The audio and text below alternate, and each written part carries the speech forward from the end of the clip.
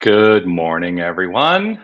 How are you today? It is Tuesday, November 14th, 2023, 8:30 a.m. right here in Tucson, Arizona, which means it is time once again for our mindful moment. I'm Dr. Jonathan Zenz. I am the senior minister, the spiritual leader here at Unity of Tucson, a beautifully loving and inclusive spiritual community right here in Tucson, Arizona. And this is the opportunity that we take every single weekday morning to join together for a few moments of spiritual consideration and also the practice of affirmative prayer. And I do this, as I say every single time I see you, I do this because it invites me to be consistent in my spiritual practice. And I do this as a way of allowing accountability to be part of my practice. And so being accountable to you has helped enhance the quality of my life through spiritual practice. So I'm grateful that you're on this endeavor with me. Whether you're watching live or on the replay, I would love for you to post a comment and let me know that you're here. Is anyone? Yes, I see a comment has already come through. And yes, William and Anita are there. Grateful to see you this morning. Always a delight. Beth, have a terrific Tuesday. And she's inviting us all to have a terrific Tuesday. Grateful to see you. Reverend Jerry Stratemeyer, happy Tuesday to you as well. Yes, a glorious, glorious Tuesday. It's funny. It's a little like there's an interesting kind of different. I think it's fall, right? As we are really in the midst of the fall, the autumn season. It's like there's a definite feeling in the air around fall, and it feels very placid. I think that's the word I want to use. It feels very placid and good. It's a good thing. I was thinking today about uh, the idea of stillness. And it's something that came up yesterday in some discussions I was having with some people. Somebody said, I try to be in the stillness and I get all these distractions. And I said, perhaps rather than being in the stillness, just be the stillness, which is an inner work and is not dependent upon outside circumstances being just right. If we want to be in the stillness, then the outside circumstances have to be just right for us to be in the stillness. But perhaps we be the stillness. Think about that. Roberta, magnificent. Thanks for asking. Of course, it's my delight. Grateful to know that you're magnificent. I do want to offer that reminder, which is to say to each and every one of you, you are love, you are light, you are life. Yes, you are magnificent. So keep shining that light, sharing your magnificence with the world. Hello to wonderful people from Reverend Marvis. Grateful to see you today. So yeah, so that was the stillness. The other thing that I wanted to talk about is the. I had a brilliant phrase lined up for this, and I didn't write it down. But the manner of your commitment to your spiritual practice is something that I kind of wanted to talk about today. I talk every single time I see you. I say, hey, this is a way for me to be held accountable in my spiritual practice. And it is an invitation to me to have a consistency, because the consistency in my spiritual practice has made my life better. The quality of my life has enhanced because I choose to be consistent in spiritual practice. So, what is the manner of your practice? Just something to think about. What is the manner of your practice? Is the manner of your practice reactionary, or is it proactionary? I think we might do well to consider that proaction is oftentimes going to be a greater way of allowing life to unfold than always being in reaction. I see a lot of reactive uh, conversations happening around me. I see reaction in the news. As I was driving in this morning, I was listening to the news on the radio, and there is there's a big march happening in Washington D.C., and there's there's a there's a consciousness of reaction in all of that. And I just think about that and I think to myself, well, I mean, and it's not to say that I am perfect. I have reactionary moments. I think we all have reactionary experiences and expressions. I mean, I have reaction. But what I've always found to be much more uh, positive is to be in proaction. What is the world I would like to inhabit? What is the world I would like to inhabit? And then what is it within me that is contributing to that world? That is a consciousness of proaction. How do I choose to be? How do I choose to be in this world? And I can choose to be in reaction. That's a definite choice. But what I have found is that choosing to be in proaction is actually has greater benefit in my life. And so I can look at the circumstances, I can address the circumstances. I can say, I see circumstances now. What is the world I would like to experience? What is the world I would like to experience?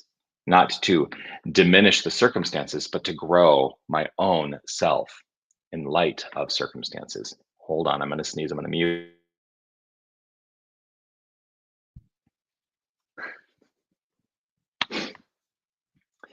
Sorry about that. What is the world I would like to experience? Maybe one where I don't sneeze in the middle of my live video. And you know it's live because it can't be cut out. So that's the message today. Today is a reflection on and a call to each and every one of us, to be proactive. And within that, I think actually yesterday I noted that the word in the daily word was kindness, right? And kindness is key for me. If I'm going to be proactive, I would like to ensure that that I'm proactive in kindness. And there's a difference between kindness and niceness. I'm not going to really get into that today, but think about what that means. Like if I'm truly being kind or if I'm just being nice, how am I interacting with the world? And one might be proactionary, one might be reactionary. So let's just take this opportunity to settle our minds into proaction. Proaction from the point of view of kindness, love, compassion, ease, and grace. We can be proactive and allow our lives to unfold easefully and gracefully. That's what I choose today. So I'm going to invite us all to relax right where we are. If it's safe and comfortable for you to close your eyes, you're welcome to do so as I step into this practice of affirmative prayer. Just ease. Allow ease. Just allow ease. As I turn the attention to the inner life, it is an invitation to truly be the silence, to truly be the presence, to acknowledge and accept that the presence is wholly expressive right here where I am, right where each and every one of us is. The presence is wholly expressing. For there can be nothing other than the presence. And so I choose to place my focus on that. I release any distractions, for I am the silence.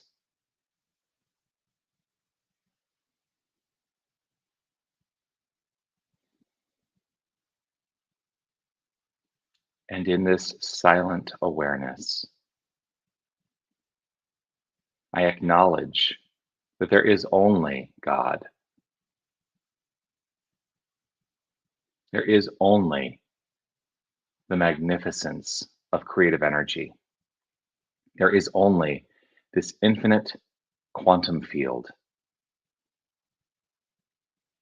And everything that expresses, that we perceive as existing, is the product of love knowing itself. For as love knows itself, it expresses itself in perfection.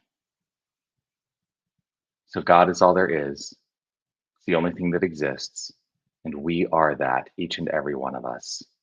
I hold firm in my faith that I am that power and presence. The whole of me is this power and presence. The whole of each and every one of us is this power and presence. I trust this. I know this.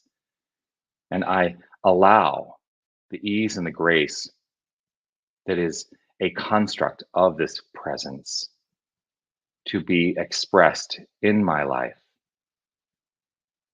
I choose to be in a place of choice at all times, to be proactive about love, to be proactive about and as compassion, to be proactive in kindness, to know that every experience I have is the experience of the divine. And so I choose to act accordingly. I choose to act in ways that are constructive, giving. And I know that as I give, a magnificent giving spirit is met.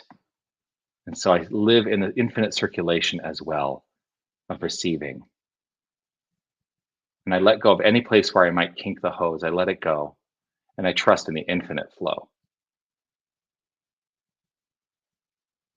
And so I am proactive in my life.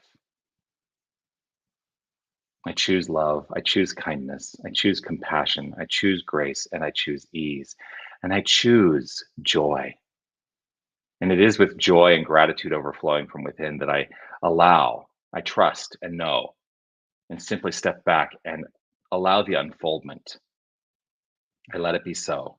And I affirm it as so by releasing this word, knowing it is the law. It is the law of mind action doing its perfect work.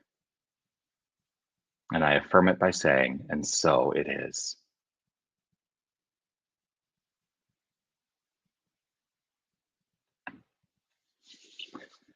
And so it is. Always grateful to share this time with you. I look forward to seeing you again tomorrow, and tomorrow, and tomorrow, and tomorrow, and all the subsequent tomorrows every weekday, 8:30 a.m. right here on YouTube, Facebook, or our website, wherever you're watching from. Just a reminder, we do have our Broadway Christmas concert coming up on December 15th. Would love to see you there. There's a link now on our homepage at unitytucson.com. And you can click that link and go right in and register for Broadway Christmas. Yeah, it's going to be a rollicking good time with some great talent. I'm really, really looking forward to that. Would love to see you there. December 15th. The show starts at 7. The doors open at 6:30. There's going to be a festive reception with holiday cookies and hot cider after the show. Always a delight to share this with you. Yeah, like, subscribe, follow, all that jazz that we always, all of us in social media are always trying to get people to like us. I know you like me, and I like you. Yes, but if you click those types of buttons and then you set your notifications in the proper manner, you can always be notified when I go live. Yes, so that's why I think there's value in that. All right, I will look forward to seeing you all again tomorrow morning, 8:30, right here. Peace and blessings, everyone. Bye.